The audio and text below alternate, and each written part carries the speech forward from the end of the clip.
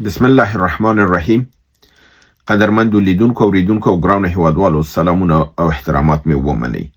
نن هم د دسمبر کال 2015 چې د سه شنبه ورځ سره سمون خوري ستاسو خدمت کې حاضر یم.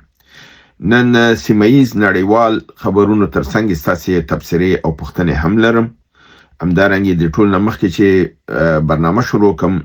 ستاسو ټولو قدرمندو خويندو ورونو نه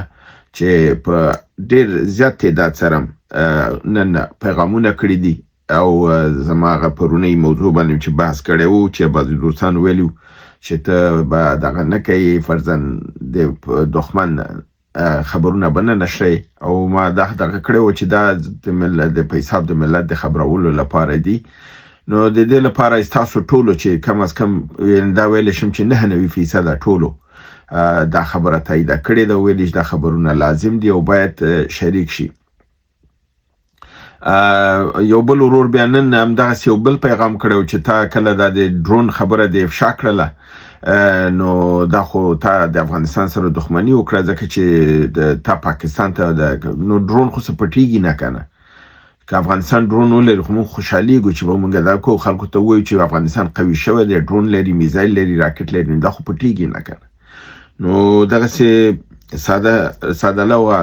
دوستان لرو ډېر بل رقم ذهنونو سره خبرې کوي چې نه پیږو، خو بیا هم د تاسو ټولو خوندورونو د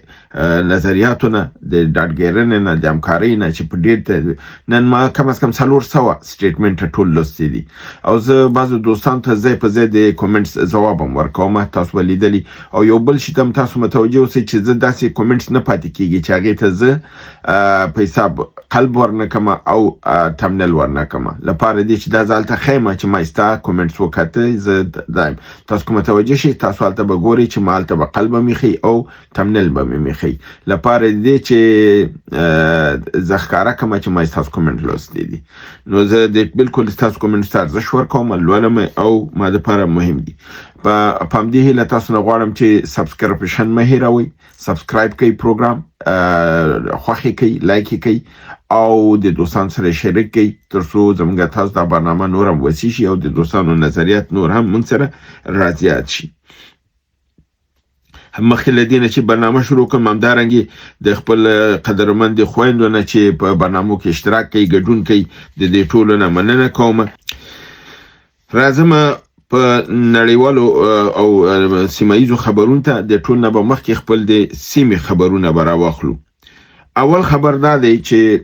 پس له ډېرې کم از کم د 2 هفتو داخلي جنگ د پاکستان نه چې د اردو او د نظام ترمنځ روانو د یو بهرني مملکت په وساتت سره چې دغه معلومه نشوله چې دا انګلیس ته که امریکا د خویل کیږي چې موثرو ملکونو نه دی، د دې په ضمانت او په وساتت سره د نواز شریف او د عاصم منیر ترمنځ مسله حل شوې ده او په هغه اساس باندې هغه علم الخبر یا نوټیفیکیشن جاری شوی دی او د نن خپل هغه د نوې کورسۍ چې یعنی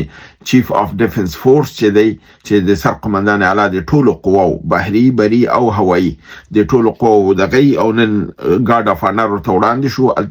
د ودرید او هغه دوه نور په حساب مارشالان چې د هوایي او د بحري دي هغه هم څنګه ودرولي او خپل پادشاهي یعنی یو غیر اعلانیه نظامی حکومت په پاکستان کې اعلان شو.